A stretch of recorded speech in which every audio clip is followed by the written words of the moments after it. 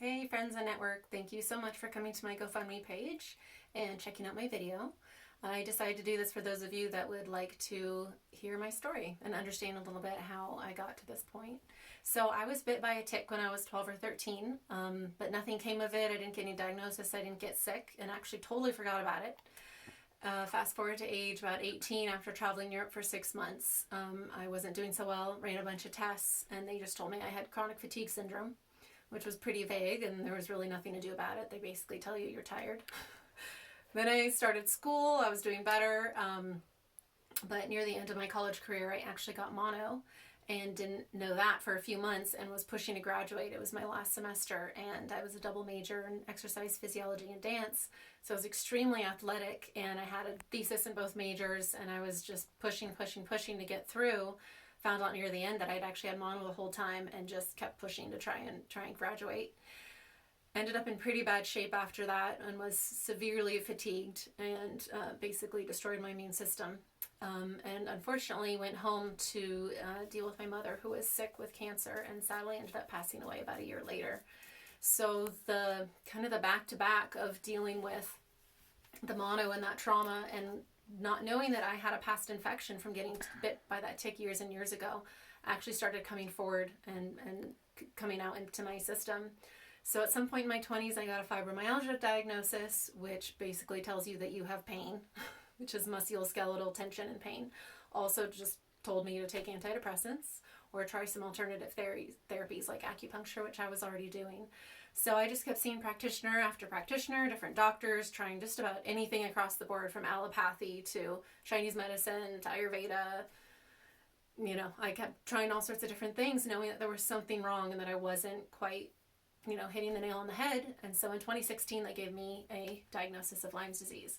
So I was elated. I thought it finally answered all the questions, and all I had to do was just treat the infection, get rid of the disease, and I'd be good. Because Lyme's disease is based off of a bacterial infection from a spirochete called Borrelia burgdorferi.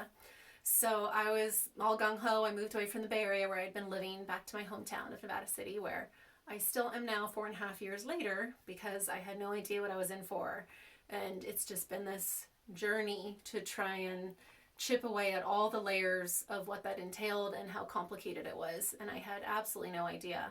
So I was working with a few different specialists. I saw really good doctors, but they just went right into treating the infection, which I found out is extremely hard on your body when it's a long-standing chronic infection. And when you've had Epstein-Barr viruses, which is what gives you mono, was in my system for so long, and the chronic fatigue syndrome and the fibromyalgia turns out were more legitimate than I kind of thought them to be.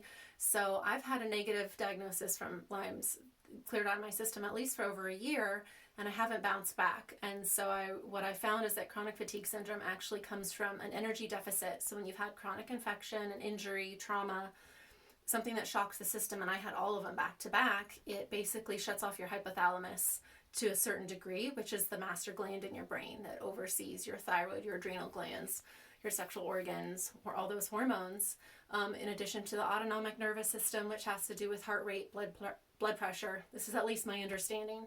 So it's this like master regulator to your system, and governs your sleep, all these different things, your digestion. And so that was underlying it, and then we just started beating my system trying to handle the infections from the Lyme's disease.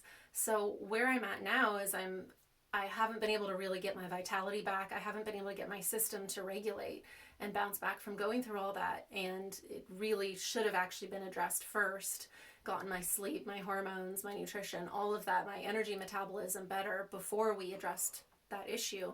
So now I kind of ended up going backwards, and here I am, and I'm basically out of funds. I honestly am in medical debt from dealing with all of this.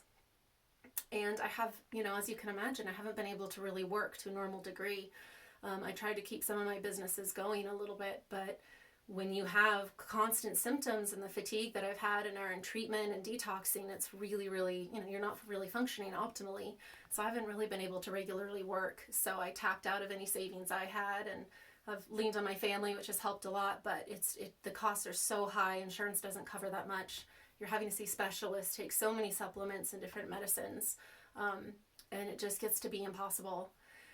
So, it's been like 15 years that I've been dealing with this. I turned 35 last year, and I've just hit a point where I've done so much on my own. I've gone as far as I can, and it's, mentally and emotionally exhausting, as you can imagine, in addition to the physical discomforts and the symptoms. And I need to get some more labs done and figure out what's going on, how to get my body to regulate again. I mean, just giving you an example, in the last 4 nights, I've been up 2 nights all night long, and then I knock out and sleep another 12 hours, and my sleep-wake cycles are totally wonky. So many things are just not re-regulating and aren't bouncing back. And it really takes building the whole vitality back to the system.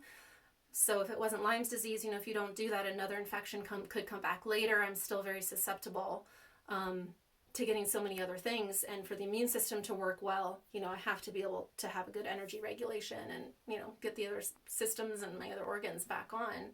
So I need to do some labs. I need to be able to keep taking the supplements and stuff that I've needed to stay on.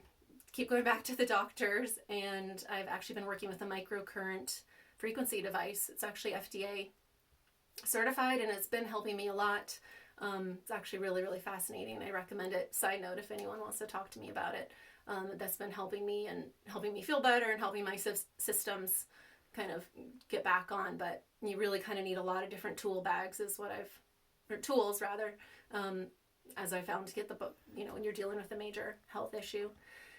So that's my story. That's where I'm at. I would love to just get healthy again and go live my life. I'm halfway through my 30s, and I have a lot I want to do. So any support so that I can just get well and get everything back in balance would be everything to me. So thanks for watching.